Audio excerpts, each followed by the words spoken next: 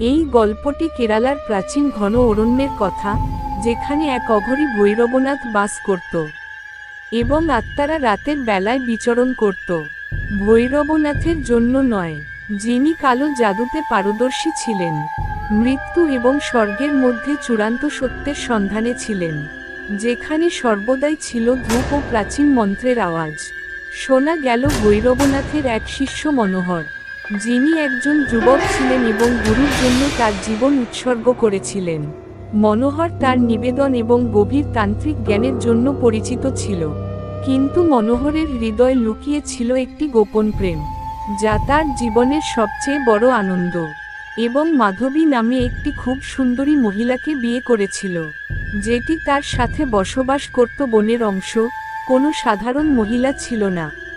তার চোখ রৌপ্যের মতো কালো, তার কণ্ঠস্বর এমন মধুর ছিল যে তার সামনে বন্য পশুরাও থেমে যায়। কিন্তু খুব কমই জানত মাধবী, প্রকৃতপক্ষে সেখানে একজন যক্ষিণী ছিলেন, একজন ঐশ্বরিক সত্তা যিনি তার সৌন্দর্যের জন্য পরিচিত ছিলেন, এবং মনোহর তার শক্তিশালী ক্ষমতার জন্য পরিচিত।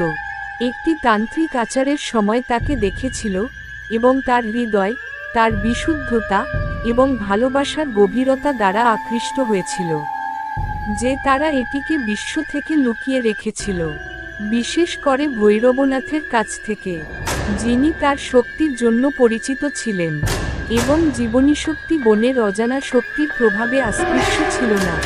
এক সন্ধ্যায় যখন তিনি একটি প্রাচীন বটগাছের নিচে ধ্যান করছিলেন, তখন তিনি একটি শক্তিশালী উপস্থিতি অনুভব করলেন। তিনি চোখ খুললেন এবং দূর থেকে মহানবীকে বনে দেখতে পেলেন।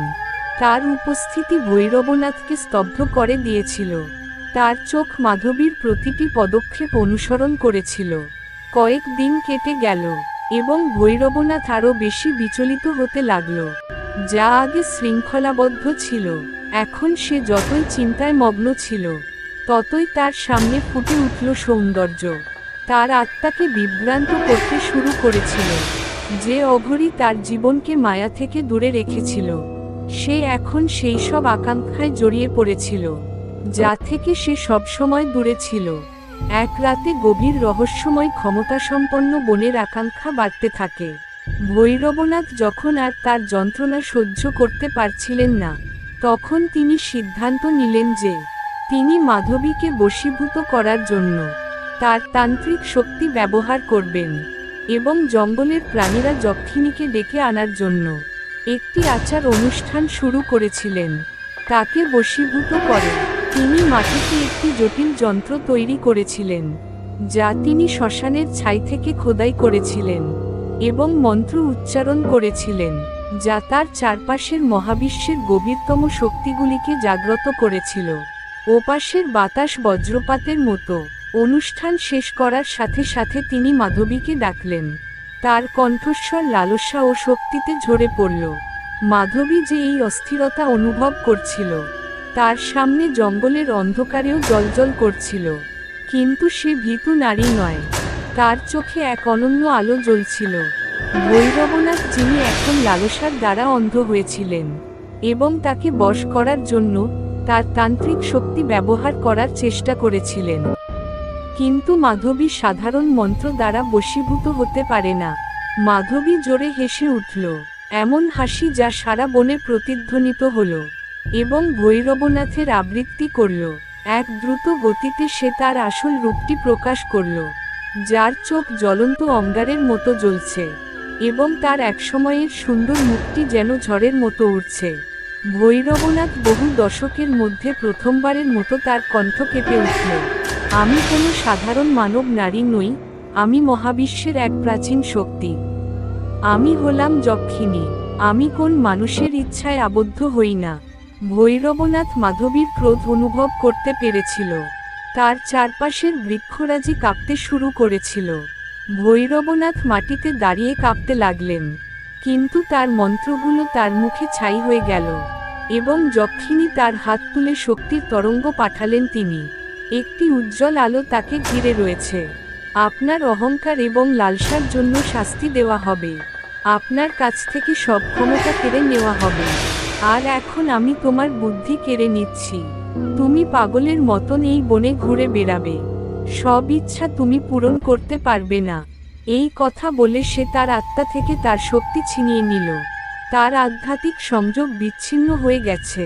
তার মন যা এক সময় তীক্ষ্ণ এবং সুশৃঙ্খল ছিল, এখন বিশৃঙ্খল চিন্তায় ঘেরা।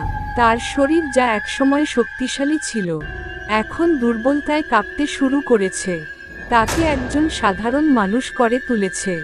তার শিষ্য পরের দিন সকালে ফিরে আসে এবং তার গুরুকে দেখতে পায়, যিনি একসময় ক্ষমতাবান ছিলেন।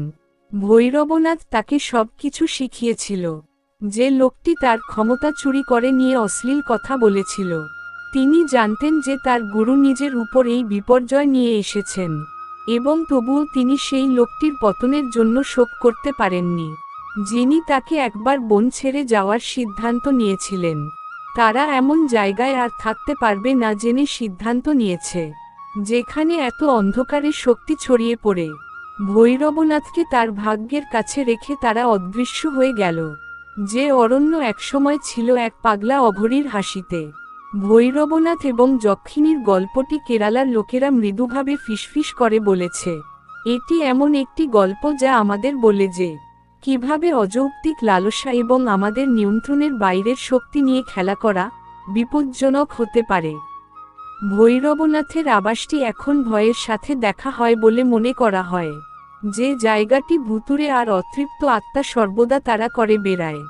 বন্ধুরা, আপনার হারানো শক্তি এবং অপূর্ণ ইচ্ছা নিয়ে ভিডিওটি যদি আপনাদের ভালো লেগে থাকে তাহলে একটি লাইক দিন, আর চ্যানেলটিকে সাবস্ক্রাইব করে আমাদের পাশে থাকুন। ধন্যবাদ।